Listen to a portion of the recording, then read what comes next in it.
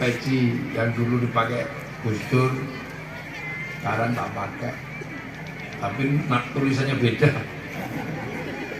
Para ibu-ibu sekalian dari seluruh majelis taklim yang hadir, yang saya hormati dan saya cintai, hadirin hadirat yang berbahagia, alhamdulillah. Jadi orang Indonesia itu khas seperti ini. Ini khas Indonesia. Jadi nggak ada habisnya namanya pengajian. Itu Indonesia tok ini. Saya nggak ngerti gimana dulu memulainya para pendahulu kita. Tapi di dunia Islam manapun nggak ada pengajian sebanyak pengajiannya Muslim Indonesia. Nggak ada. Saya ini tukang keliling dunia. Mulai dari ujung yang paling bagus sampai ujung yang paling serem udah pernah tak datang.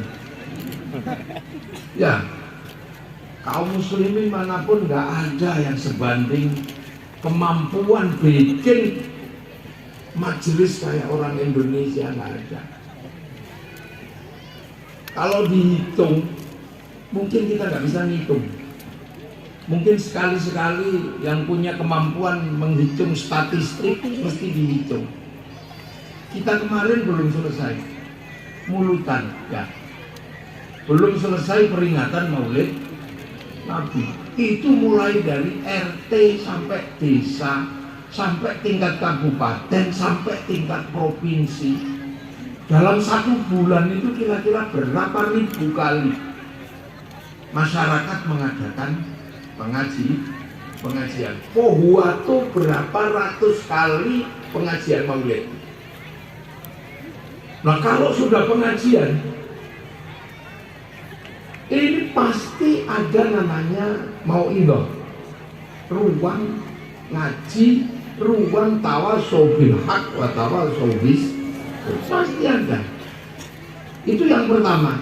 Yang kedua, kalau pengajian pasti pasar bergerak. Karena apa? Setiap pengajian pisang laku. Ini semangka laku, larutan penyegar laku, sewaan tenda laku. Iya, persewaan sound system laku, jual es laku. Apa aja terserap, tukang syuting laku. Jadi di Indonesia ini kalau sudah pengajian, ilmu pengetahuan tersampaikan, kerukunan terjaga, roda ekonomi berputar. Itu khas Indonesia. Dalam satu pengajian seperti ini, kira-kira contoh aja, misalnya ini pengajiannya Pak Bupati. Ini kalau 100 juta habis sama dia, lebih lah. Iya, itu belum sanggup dia ini.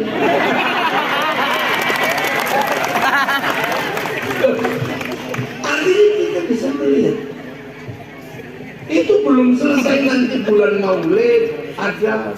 Setelah itu peringatan Khol Syekh Abdul Qadir Al-Jilani. Sebentar lagi kita akan memutar persatuan, kebersamaan dan roda ekonomi pasar terserap dalam peringatan Isra Mi'raj. Sebentar lagi dari Isra Mi'raj. Setelah Isra Mi'raj nanti kita akan memutar lagi uang dalam pengajian nuzulul Quran, merangkap Ramadan. Petasan laku. Kecuali dia tidak boleh sama Pak Kapolres. Tapi mercon itu bagian dari Ramadan. Maka kalau Ramadan nggak ada mercon, kolak payu. Apa sih itu? Oh, kue pisang bawahnya itu lapis itu laku. Panci rusak, laku. Lah untuk dipukul-pukul anak-anak bangunin sahur. Sahur. Kalau nggak bangun, sahur nggak sahur tak kartu. Bener. Nanti setelah itu putaran yang sama halal dari RT sampai istana. Setelah itu nanti putaran ngaji peringatan pamitan pergi haji, pulang haji, bulan Dzulhijjah kawinan. Walau tukang rias laku apa aja laku. Habis itu peringatan hijri yang putar sepanjang tahun. Kalau sekali-sekali ahli statistik yang nambang emas ini, ya, membiayai penelitian putaran uang dalam kegiatan keagamaan masyarakat Indonesia dalam 1 tahun kira-kira itu berapa puluh triliun kira-kira se-Indonesia. Itu kalau kemudian sistem penjagaan kebersamaan dan perputaran uang itu harus ditanggung negara, kira-kira apa negara sanggup mengeluarkan anggaran berapa ratus triliun untuk apa? Kegiatan menjaga kebersamaan, menjaga agama, memutar pasar, semuanya bahagia. Berapa? Ini. Makanya saya tiba-tiba kadang punya kesimpulan yang mungkin juga beberapa orang nggak pernah menyimpulkan. Apa kesimpulannya?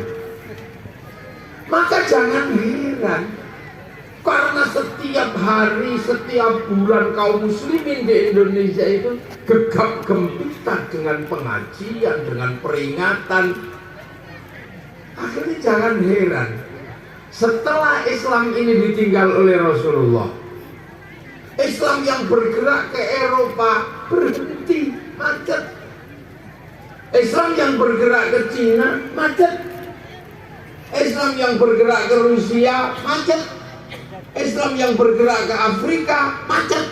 Tapi Islam yang bergerak ke Indonesia berubah menjadi kekuatan muslim terbesar, terkuat di dunia. Hari ini ada di Indonesia. Orang ngaji paling banyak Indonesia, apal Quran paling banyak Indonesia, orang sholat paling banyak Indonesia, orang berjilbab paling banyak Indonesia, masjid paling banyak Indonesia, pesantren paling banyak Indonesia, orang haji umroh terbanyak dari Indonesia. Mana ada? Saya pengen lihat. Makanya jangan sekali-sekali kita ini menjadi minder, mengatakan Islam di Indonesia Islam tertindas. Tertindas siapa? Kita ini dikriminalisasi siapa? Memang beberapa orang kriminal gitu, ya.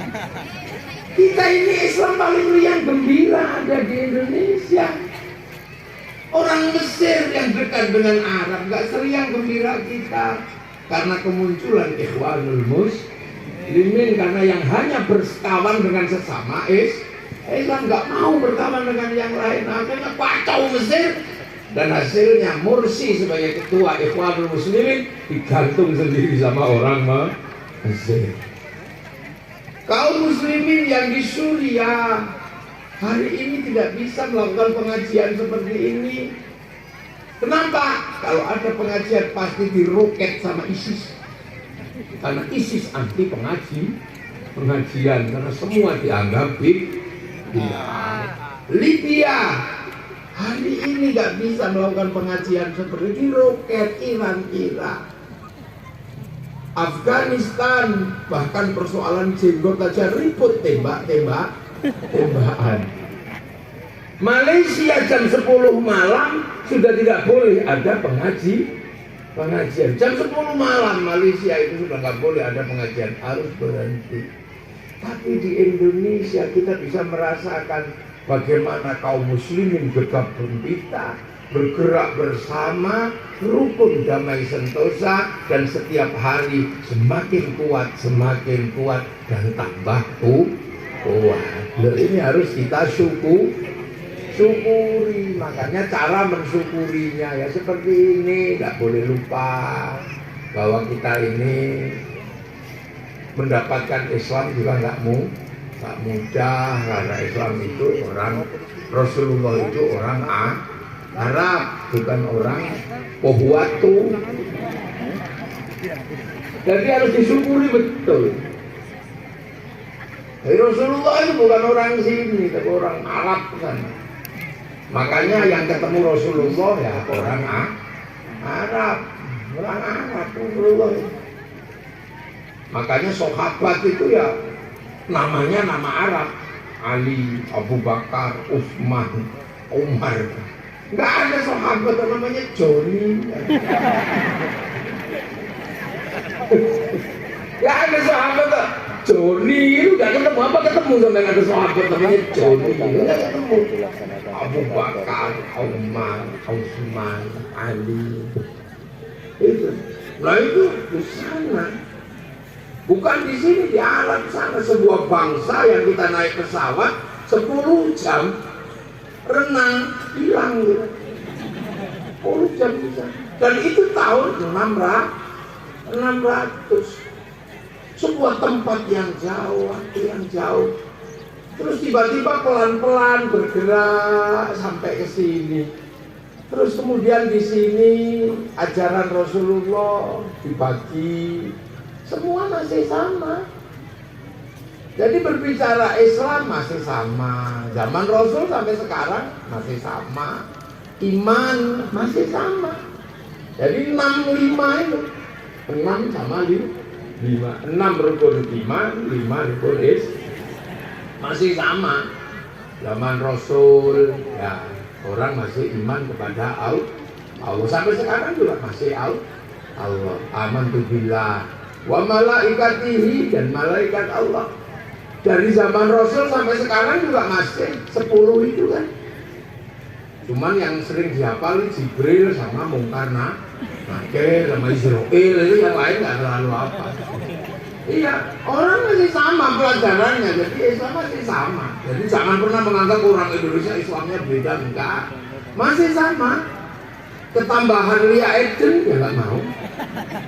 Ya kan, tambah Lia Eden katanya titisan malaikat Jibril. Ya nggak mau, Rasul palsu. Ditangkap polisi. Akhirnya polisi Indonesia terkenal karena bisa nangkep malaikat Jibril.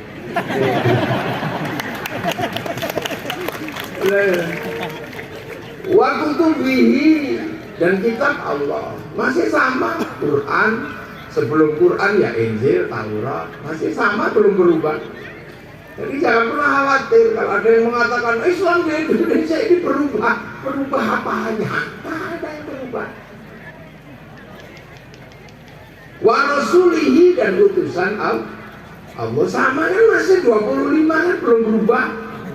Sama aja. Ketambahan musotik ya nggak mau.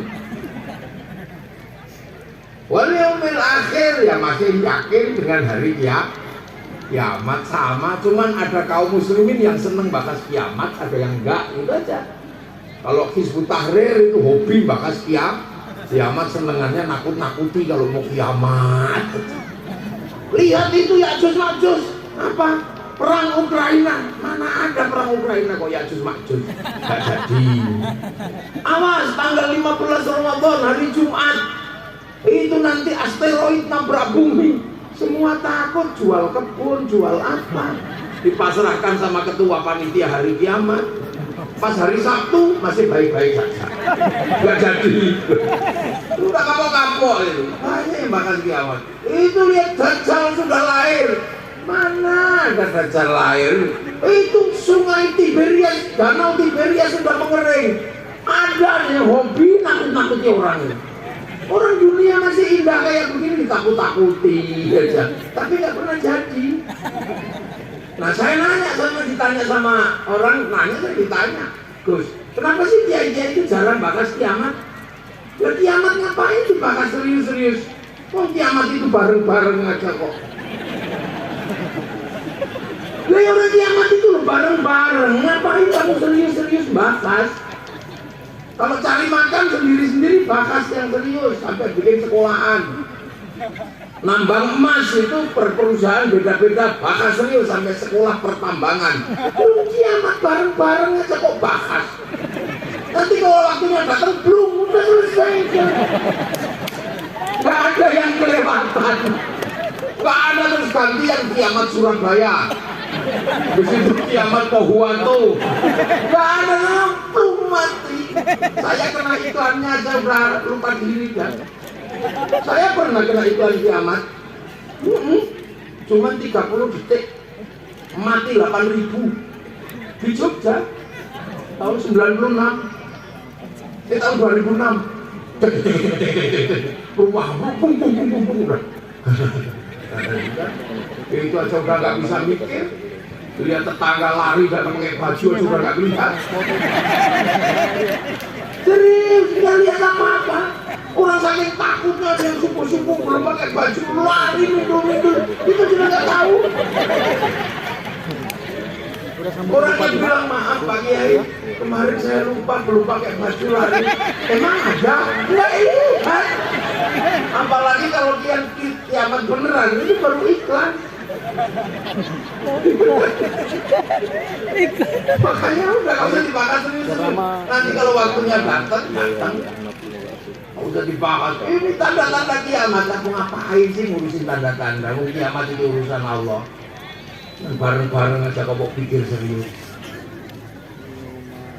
Wabil qadri khairihi wa syarrihi min Allah Ta'ala. Seluruh takdir dari Allah masih sama dari zaman Nabi sampai sekarang. Terus Islam, mawal Islam, antas syahadu la ilaha illallah wa anna Muhammadur Rasulullah. Sama dari dulu sampai sekarang masih sama. Apa bedanya? Ini sama.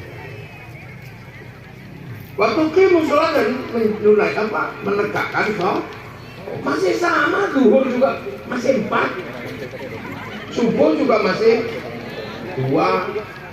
Ya cuman ada yang rajin, ada yang enggak. Tapi sholatnya belum berubah, masih sama. Ada yang rajin, ada yang setahun sekali lebaran, ada yang seminggu sekali Jumatan, ada. Sama aja. Apa bedanya? Cuman kalau Nabi di sana sholatnya pakai jubah, kalau di sini pakai sarung. Dulu jubah ini juga, sarung ini juga jubah. Tapi karena nggak bisa dipakai nanam padi, jubah itu dipotong. Jubah dulu disebut baju syar'i. Begitu dipotong namanya syar'un. Lah orang nggak punya huruf ain, hanya bisa apa mau potong. Maka syar'un jadi sarung. Orang Sulawesi kalau en jadi eng, kalau eng jadi en, makan ikan. Sarung. Makan ikan. Lo jangankan kelas Pak Bupati, kelas Wakil Presiden Pak Yusuf Kala aja masih makan ikan. Hebat itu Pak Yusuf Kala itu. Kala aja hebat, apalagi menang.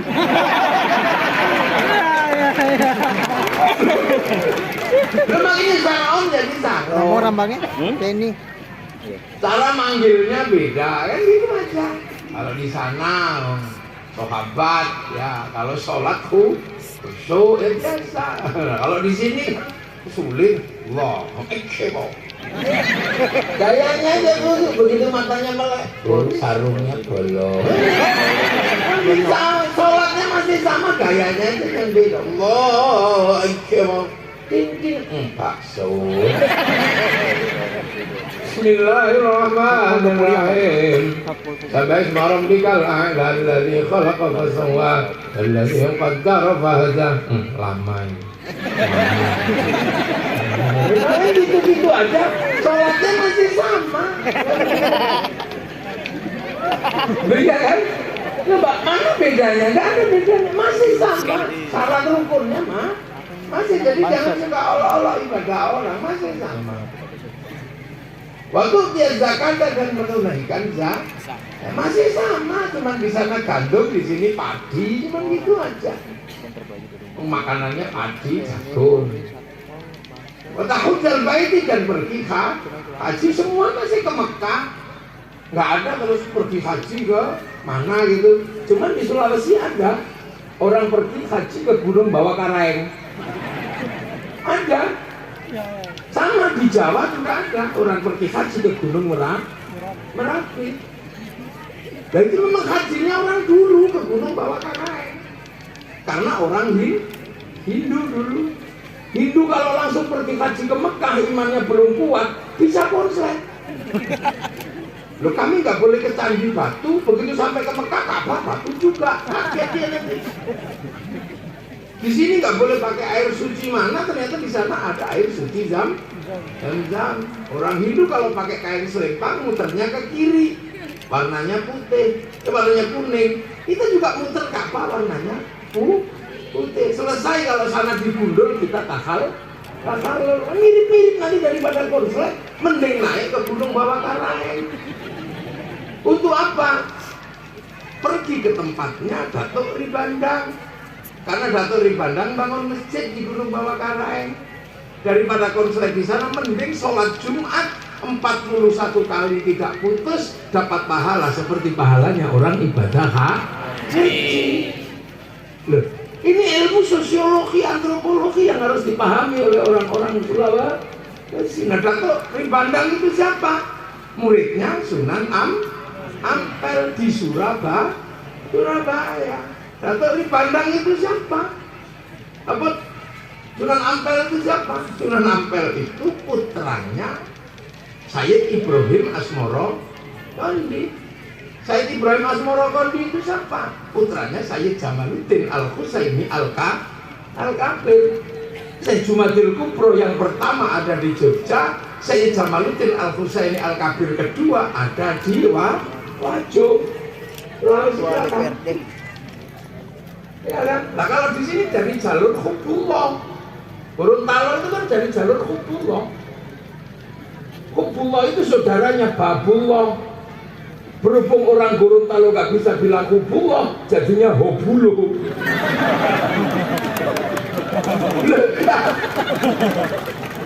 Orang Gorontalo gak bisa bilang Hubullah, keluarnya Hobulo. Ketemu orang Belanda jadi Gober.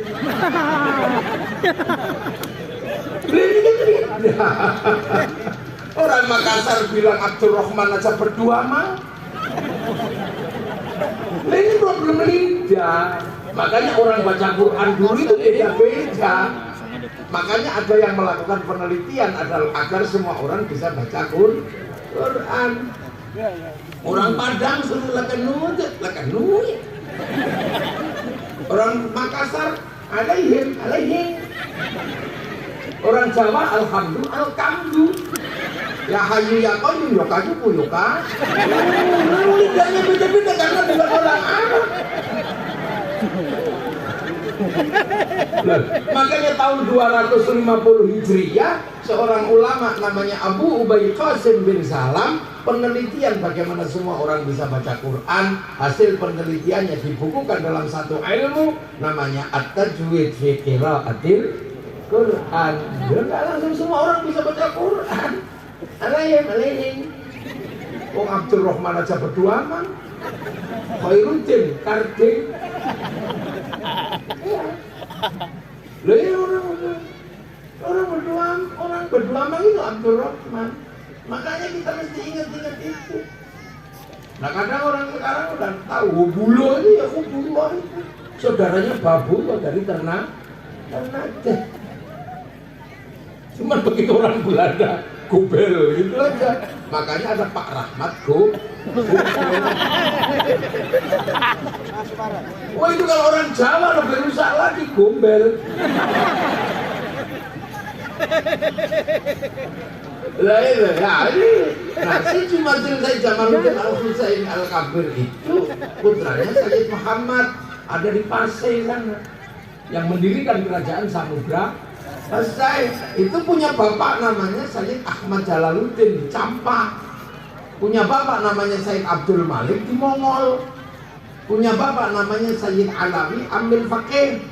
punya bapak namanya Said Ahmad Shokir Mirbat, punya bapak namanya Said Ali Khalid Qasam, punya bapak Said Ali, punya bapak Said Muhammad, punya bapak Said Ali, punya bapak Said Ubaidillah, punya bapak Said Ahmad Al-Muhajir, punya bapak Said Isa An-Nakib, punya bapak Said Muhammad, punya bapak Said Ali Uraidi, punya bapak Sayyid Ja'far Sotik, punya bapak Sayyid Bakir, punya bapak Sayyid Ali Zainal Abidin, punya bapak Sayyidina Husain, punya bapak Sayyidina Ali. Sayyidina Ali punya istri Siti Fatimah putri Rasulullah Muhammad Sallallahu Alaihi Wasallam.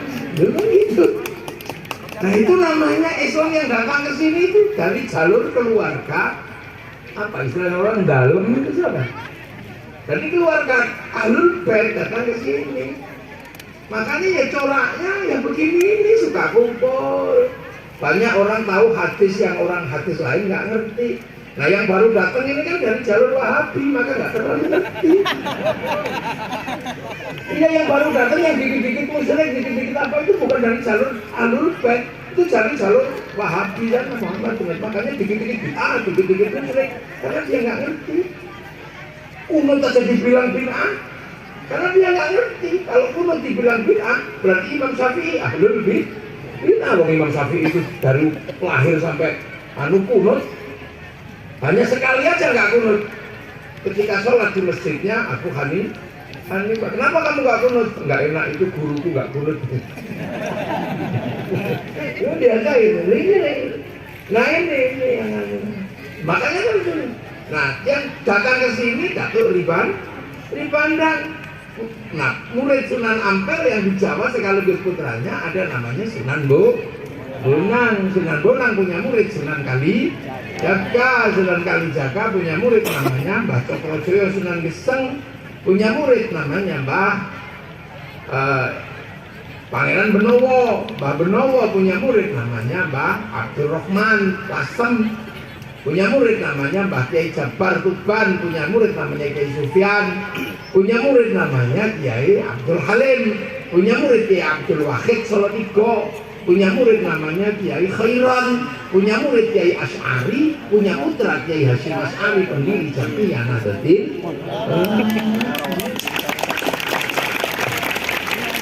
Itu makanya dulu biar gak konslet pergi hajinya ke gunung bawa karena nah sekarang sudah imannya kuat silakan pergi haji ke sana. Cuman ya harus tahu antri 50 tahun ya sudah. Ini beragama masih sama. Jadi Islam masih sama dari dulu nggak ada gimana. Jadi cuman gayanya beda.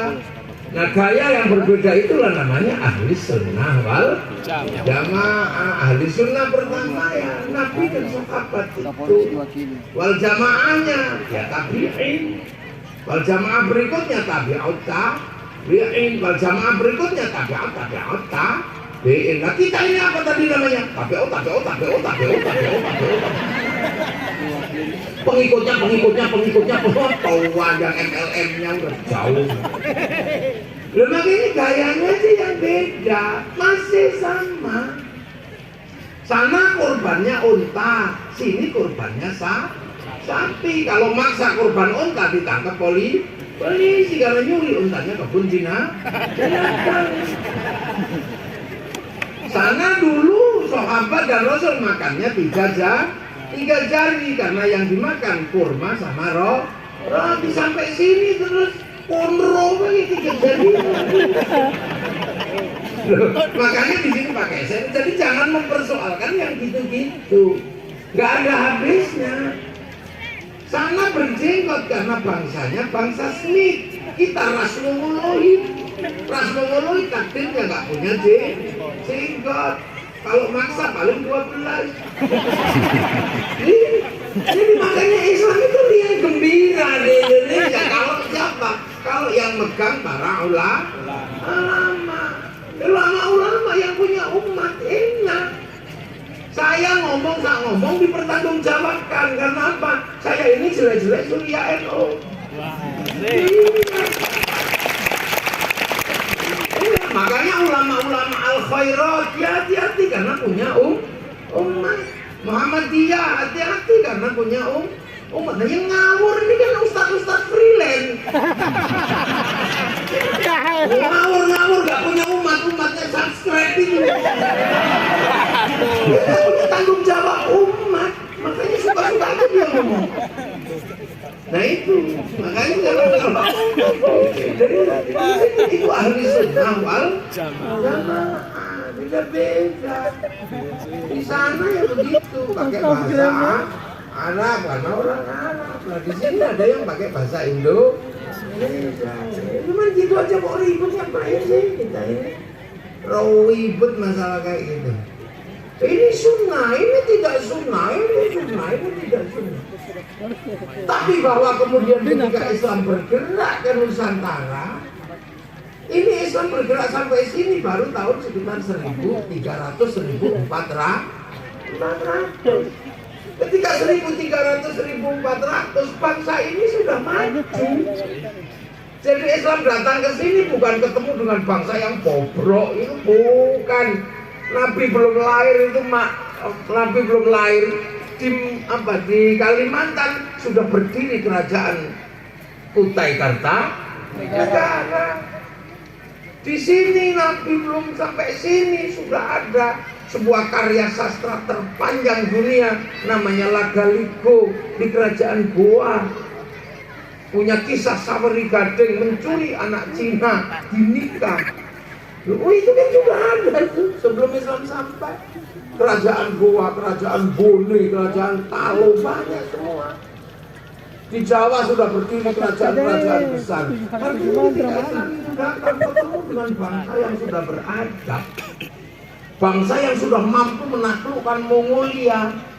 1250-an Mongolia menaklukkan seluruh dunia. Arab ditaklukkan Mongolia, Cina ditaklukkan Mongolia, Eropa ditaklukkan Mongolia. Tapi begitu masuk ke Nusantara, habis dibantai sama kerajaan-kerajaan di Nusantara. Kita ini kadang iseng menganggap bangsa ini jelek, bangsa ini kecil, punya ayam gede dikit, ayam Bangkok.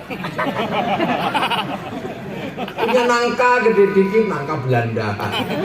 Kalau di kampung saya yang asli tinggal gula Jawa. Kita kadang ini kan iseng. Sehingga kita selalu melihat bahwa bangsa ini jelek. Bangsa ini jangan kira hari ini bangsa yang mampu bertahan secara normal di dunia